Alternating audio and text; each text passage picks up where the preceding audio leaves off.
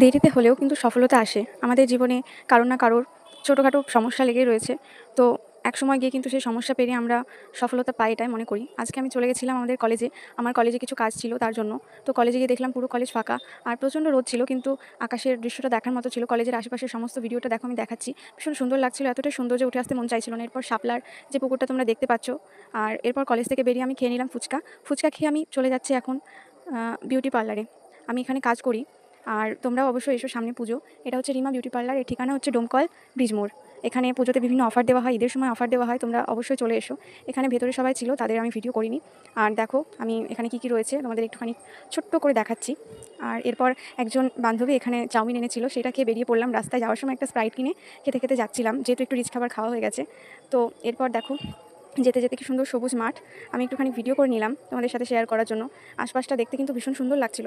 আর এরপর আমি চলে গেছিলাম পড়াতে, আমার পড়ানো ছিল যেহেতু। তো পড়িয়ে আমার বাড়ি আসতে কিন্তু আজকে প্রায় অনেকটাই সন্ধে হয়ে গেছে। আজকে মিনি ব্লগটা কেমন লাগলো অবশ্যই কমেন্টে জানিও। ভালো লাগলে লাইক শেয়ার ফলো করো।